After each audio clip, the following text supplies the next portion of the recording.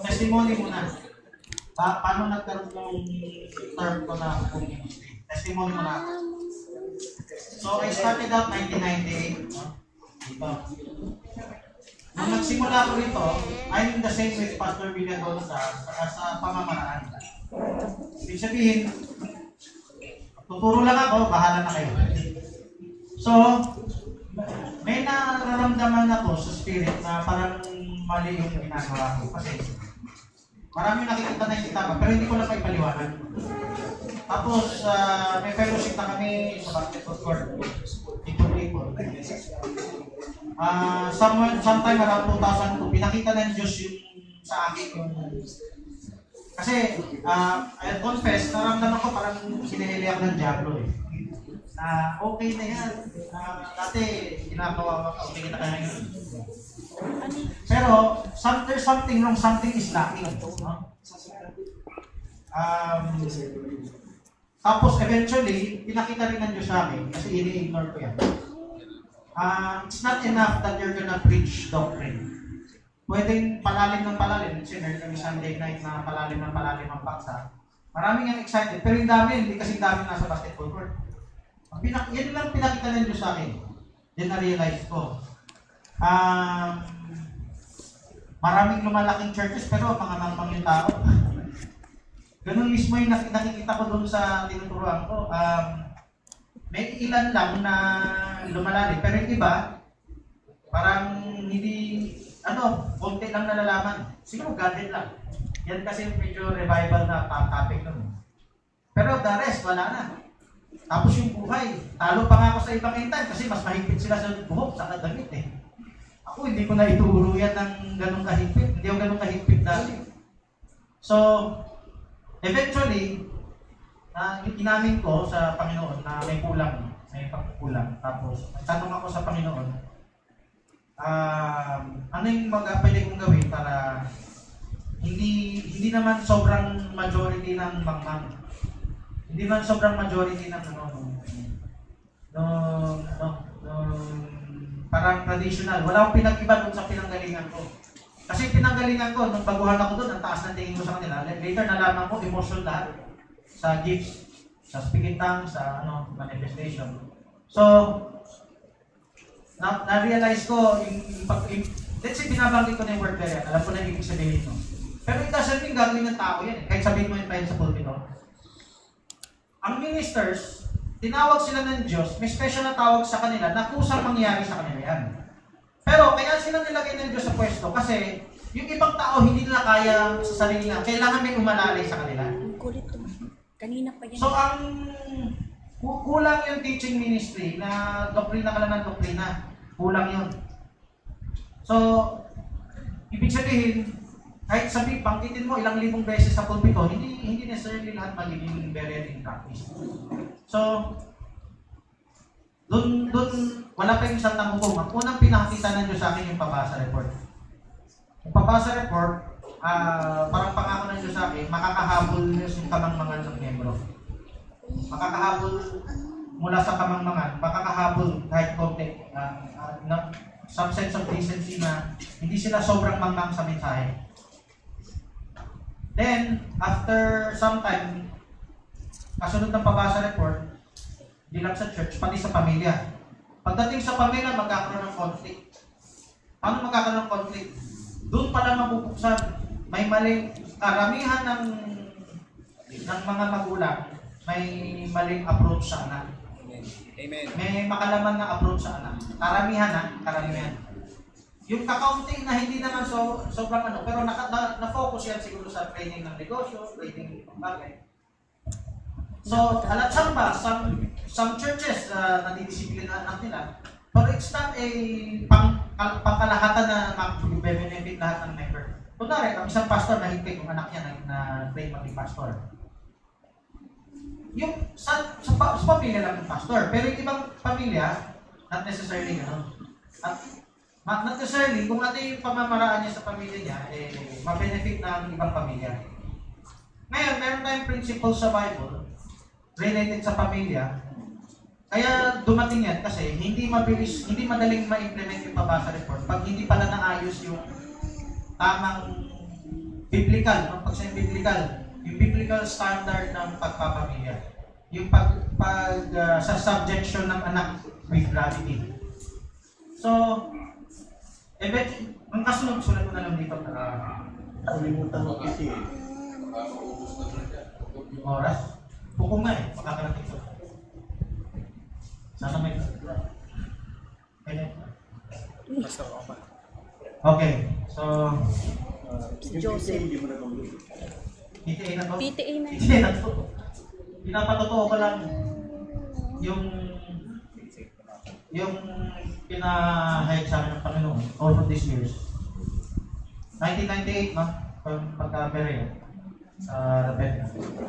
Na 2002 yung pabasa report. Hindi magtatagal dun sa pabasa report, lalabas na yung PDA. Kasi yung pabasa report, isang family devotional time lang yan eh. Ang PDA, hindi lang yan family devotional time. Ang PDA, patriarchal training, paano ba tamang approach ng magulang sa anak? Ginamit ko yung salitang patriarchal kasi maraming sinabi sa Old Testament paano yung gagawin. Kinuha ko rin sa school. In school, Parents Teachers Association, meron talagang, ang original purpose niya ay tulungan yung bata paano lumago. Parang may tulungan yan school and parents. Parang yung school, secondary parents. Pero hindi natin na-realize, yung church ay higit pa sa school. Ako niya? Higit pa yung church, higit pa yung ministry sa ordinaryong school. If we have members that have a family, kailangan yun. Pinag-uusapan nila paano yung training para sa kanilang anak. So, after some years, siguro kasunod na niya yung LCN, then may progressive ministry. Ngayon, napansin ko, dumadami yung paksa. Progressive ministry pa lang. Dumadami yung paksa. Progressive church na. Kaya, nag-isip ako isang term para lang masummarize. Kasi, ganito nung simula pa dyan, meron akong kinokopya sa ginagawa ni Pastor Villagonza. Nakita ko kay Pastor Villagonza na pag merong kapatiran na may problema, inaayos niya. Lalo na kung sa isa't isa. Pero not necessarily sa isa't isa, kahit personal niya.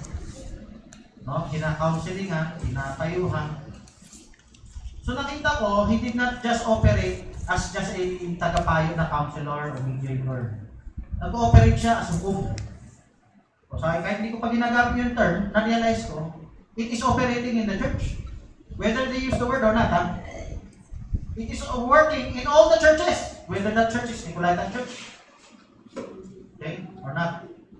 It's operating in all ministries, kahit denomination. One form or another. Pinakamababaw, counselor, pinakamataas, mabalik term nila dyan. No? Sa MMCC, meron dyan yung parang, nalimutan ko na yung term nila dyan. Pero balik tayo sa sabi ko. Nung pasimula kasi, meron akong mga ginagawa ko rin yan. Nakikita ko, nakakayos, sabihin, mag-asawa, hindi natutuloy, hiwalay, no? Tapos merong nag-aaway, nagkakasundo. Okay lang siguro banggitin ko to. Si Pastor Roldan at Pastor Roland, na meron lang term hindi nagkaintindihan, nagsama na doon. Yung satang namamana sa kakalo. Dahil may respeto sa akin, I forced them to sit in front of me. Teka, liwanagin natin kaysa magkakalat kayo ng mga term sa tao na hindi isura ng mga tao. Ano yung ibig mo sabihin na mamana ng kapatiran? Yung saksi niyo ba? Ganun ba? Tingnan mo, Pastor, di mo naintindihan yung sinasabi ng ibig sabihin. Ganun ba? Ayos na, dalawang Pastor. Yan isang halimbawa gusto ko sabihin. Pero that is, tawag ko sa hukom na yan is defensive. Pwede mangyari yan sa ibang church. Whether they use the word hukom or not, nangyayari yan sa ibang church. Okay? May nare-resolve pa silang issues. Ngayon, meron tayong another aspect ginamit ko na yung word hukom noong 2007. Kasi, hindi lang naman yung problema ang role ng isang minister. Ang role ng isang minister, i-disciple ang miyembro, paano siya mag-mature. Kasama na dyan yung ginagawa ng taga-Berea. O hindi na to salvation kasi technically tumanggap na sila. Pero they're not supposed to be left on their own. Ang ministry, ang tinagisnan ko, bahala na yung Diyos sa'yo. Pero I believe, pinahintulot ng Diyos yan kahit sa ibang bansa. Pero later on, para sa kasakdalan, yung Bible na sa church, sa Ephesians 4, may i-reveal pa sa ministro, ano pa yung detalye na ipapagawa sa miyembro para lumago. Ginagawa ng denomination yan, ha? Ngayon, sobrang detalye na yan. Pero meron mo ng major biblical principle sa pamilya. Paano yung magulang sa anak. Yan, tatagot. Meron din sa mag-asawa. Hindi ka ba halimbawa mag-asawa? 1 Corinthians 7:5. Yung Muslim, may doktrina bago sila magsiping, kailangan manalangin. Pero ito, awig na awig dito, no? Pero ang gusto ko i-emphasize dito, hindi lang manalangin. Ang iyong asawa, ang ka-sharing mo. Pwede mo ka-enjoy ang asawa mo sa maraming bagay, pero pinakamataas sa lahat, Word of God. Amen. Kaya kayo nagsama dahil sa Word of God. Ang pinakamaganda, kaya mo siya ng pangasawa, papalakasan kayo, hindi magpapahinaan. May purpose, may nakatagong hiwaga, itatawag ko lang mystery of marriage. Mystery of marriage, ito, LCM, mystery of marriage. 1 Corinthians 7:5. Mystery of marriage. Dito sa mystery of marriage, did God create marriage for the sake of marriage? For the sake of physical reproduction? No. No. God created marriage for a deeper purpose. Spiritual. Spiritual. Amen. To foreshadow Christ and the church, Yes. and to also to give us, para po detalye na to, ano ba ang i-enjoy na mag-asawa? They will enjoy something deeper than the physical aspect. They will enjoy also the word. Spiritual satisfaction. Spiritual. Mag-sharing sila. Amen. Ganito ko si Carlito, sa Sister Lenden. Nung may Bible study kami, karamihan ng iba, yung asawa nag-iwan sa bahay. Sister Lenden, kasama niya sa church, at maraming tanong.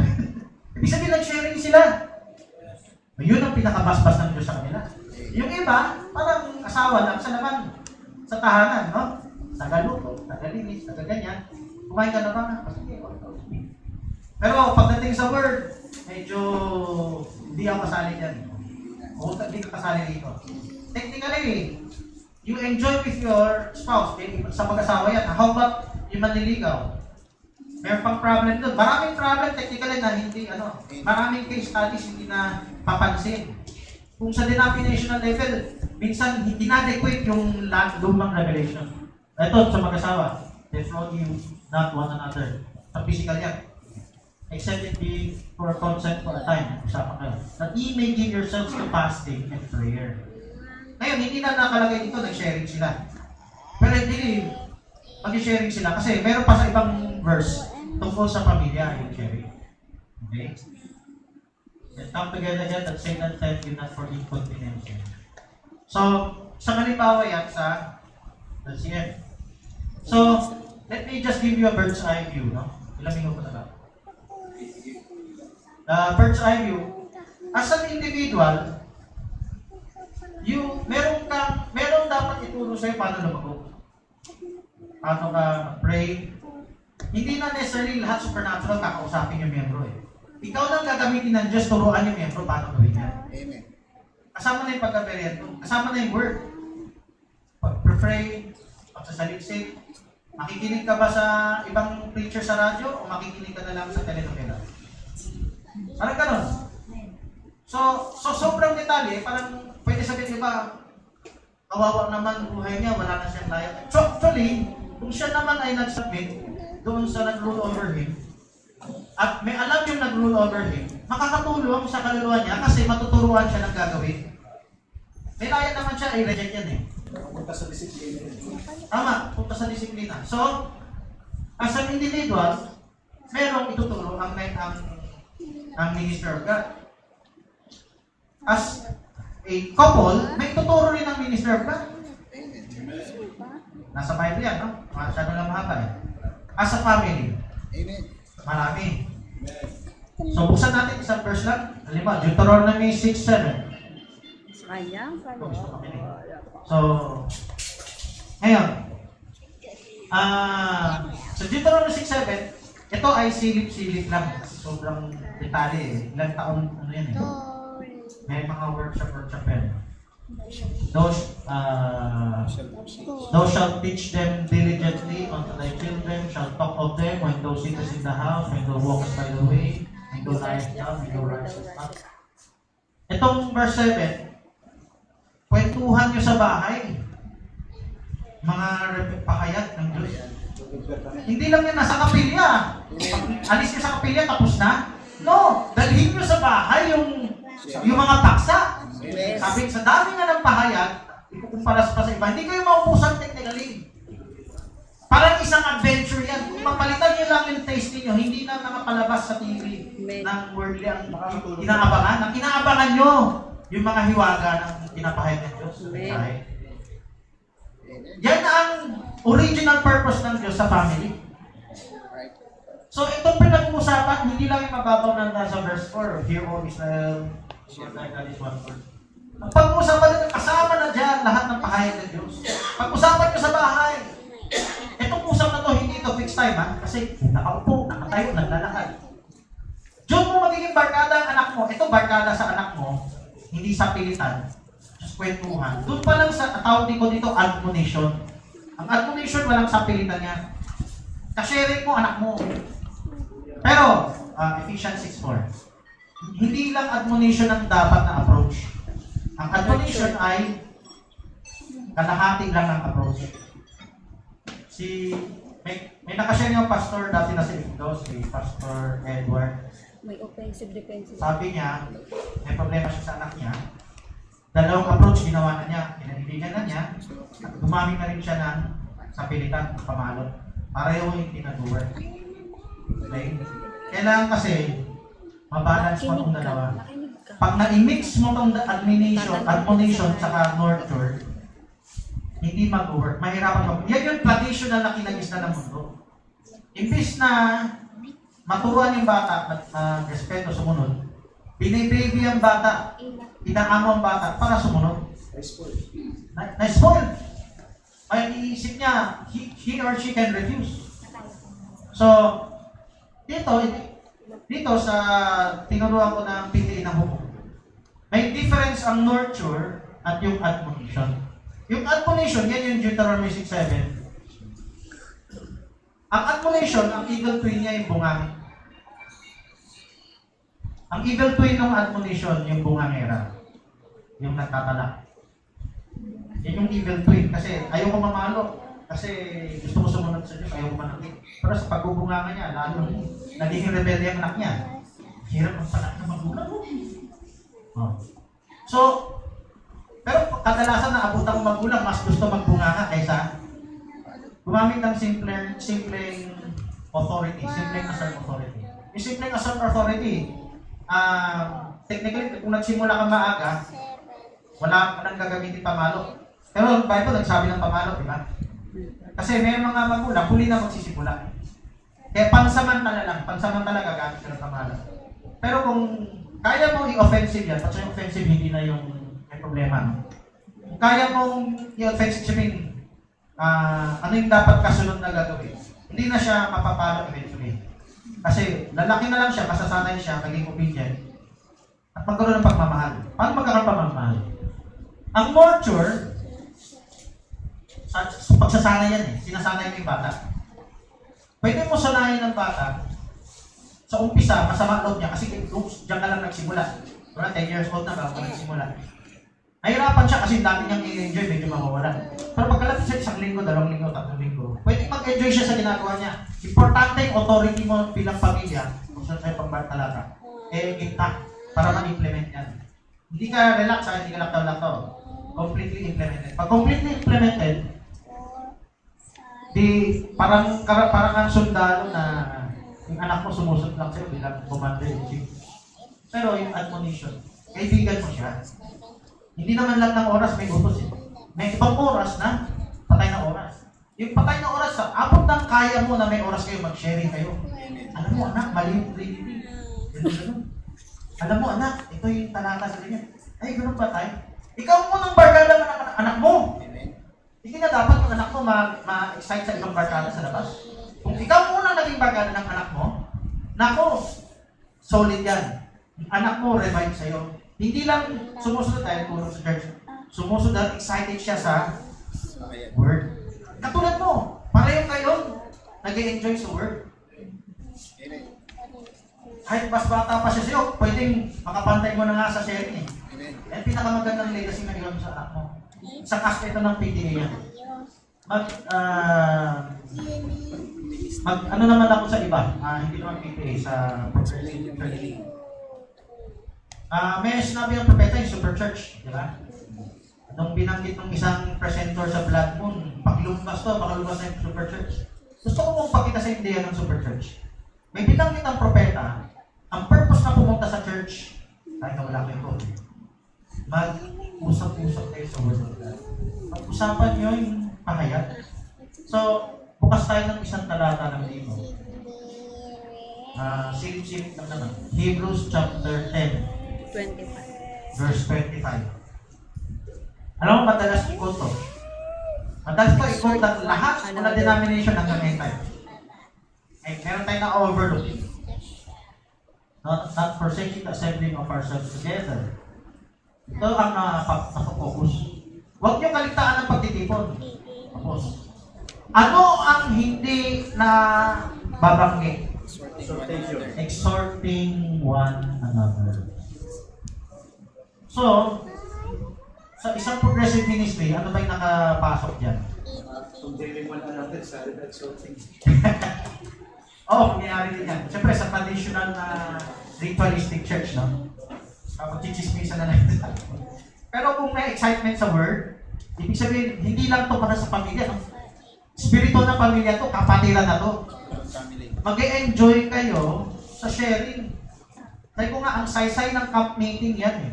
Gusto ko makadalo kayo sa lahat ng camp meeting. Pero yan ang gawin nyo. No? Kahit magtanong kayo ng paliwanag ng iba. Parang adventure, mag-explore kayo. Ano ba yung unawa nila? Oh. Yun ang nawawala sa camp meeting ngayon, di ba? Bernie Start? Nagbebenta ng herbal sa camp meeting. Okay. Alam mo yung fellowship sa kapilya, isang mini camp meeting yan ng iba-ibang pamilya. Bago pamilya, isipin natin, yan ay isang unit ng church. Araw-araw may fellowship yan. Tapos pagdating ng linggo or ano man ang araw ng titipon dito, ito yung mini camp meeting. Sa mini camp meeting, dapat matupad yan. At yan, matutupad, hindi lang yung tumayo sa harap. Yung tumayo sa harap, technically kayo pwede, pero pag umabot na kayong 20, ang hirap-hirap naman kumain ng oras yan, wala pa tayo sa langit eh. Sa Psalms, may nakasulat yan, tatayo sa harap ng congregation, ite-testimony ang righteousness of God. Kasama siyempre pa kayo. Eh, yung kung nasa lupa pa tayo, andyan na papasok ang cell group. Saan manggagaling ang cell group? Ito ay pinahalimbawa ni Kristo. Naalala niyo si Kristo, pinagrupo-grupo niya yung tao na papakainin niya ng tinapay at isda. Sino nakaalala? Taas kamay. Okay. Hindi siya direkta nagpiraso. Hindi lang 5,000, 10,000 kasi kasama babae at kasama anak eh. Ang piniraso niya, kung ilan hati yun? Ilan may hati na yun? 50 or 100? Siguro 50 or 100, sabihin natin. 100 groups. Ang piniraso niya, isang grupo, isa. Yung grupo na yan ang nagparami ng tinapay. Kita niyo? Ibig sabihin, mas maraming tinapay, magagawa yung grupo na yan kaysa dun sa isang speaker. Sa isang speaker, merong nakikinig, merong inaantok. Sa cell group, mas marami ang may drawing ako dun sa tracks, yung speaker, thunder nasa likod niya, yung nasa likod niya. Pero pag nag-cell group, yung angel sa thunder nasa mga tao. Ayun ang purpose ni Christ. To empower you. Kahit mababaw pa, alam mo, siyempre may pamamaraan niya sa baba. No? Kahit mababaw, alam mo, pwede ka eventually mag-accelerate kung tuloy-tuloy yan. So, yung ganyan pinakita ni Cristo, nangyayari sa church pakipas. 1 Corinthians 14:26. Nangyari yan noon sa lokal na iglesia. Hindi sila necessarily may pulpito. Hindi naman masamang pulpito. Pero, mas majority ng church ay yung cell group. How is it, brethren, when you come together? Everybody will have a That you have come together. Every one of you has a psalm, has a doctrine, has a talk, has a revelation, has a celebration, and all things be done as divine. So, hindi lang to fellowship sa church. Alam mo, yung traditional church na kinagisnan natin, kakaunti na lang talaga, yung nakaka-share. Halos wala naman doctrine eh. Buhay-buhay na lang. Tapos, kantahan. Focus na lang sa kanta. Pero, as much as possible, mag-share kayo sa word. Kasi, hindi limited sa isang ministro lang. Hindi limited sa isang tao lang. Siya lang ang pwede magdala ng word. Kayo, wala kayong karapatan. Yan yung tinanim sa atin ng traditional ministry. Punta tayo sa Matthew 18:20. Kinig talaga. Hinihiya mo ako dito Yan ay cell group, no? Ito cell group din, Matthew 18:20.